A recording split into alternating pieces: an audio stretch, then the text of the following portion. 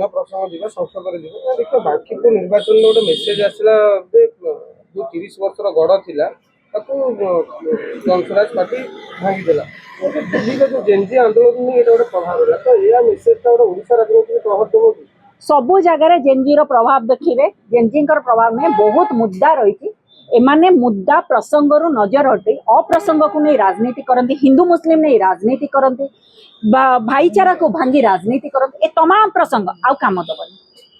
काम दबनी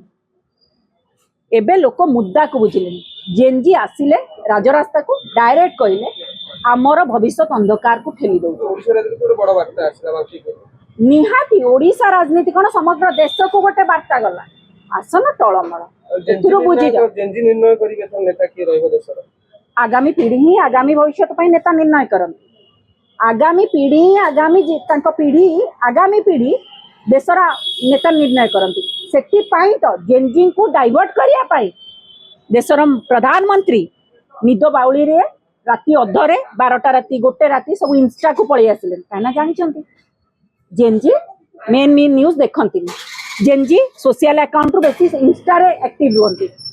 selfie mode रे video कलेनी Modi ji काहाकू से प्रफुल्लित करूचंती काहाकू किनिबा को चेष्टा करूचंती काहा मन जिणुचंती कहले मु क्षमा कर देली आपण कोन क्षमा करि देले जेनजी कहउचंती सेल्फी मोड रे आसंतु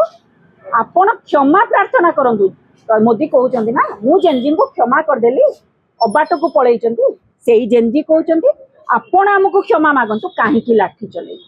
आपण हमको क्षमा मागंतु काहे AK-47 चलैथिले आपण हमको क्षमा मागंतु काहे पैलेट गन चलैथिले आपण हमको क्षमा मागंतु काहे बिना नेम प्लेट रे खाकी बर्दी थिला आपण हमको क्षमा मागंतु काहे टियर गैस चलाइथिला इटा पत्थर माड होइतिला काहे आपण हमको क्षमा मागंतु लाठी रे काहे कंटा थिला आपण हमको क्षमा मागंतु काहे भंगा गाड़ी डेकोरेट कर रखिथिला मनारे सेक्शन लगिया पे तमाम विषय रे क्षमा मागुछन न मागिबे युवपीढ़ी को भोट बैंक केत मोदी पॉकेट रु गली पड़ी पॉकेट कटिकी से जानी पार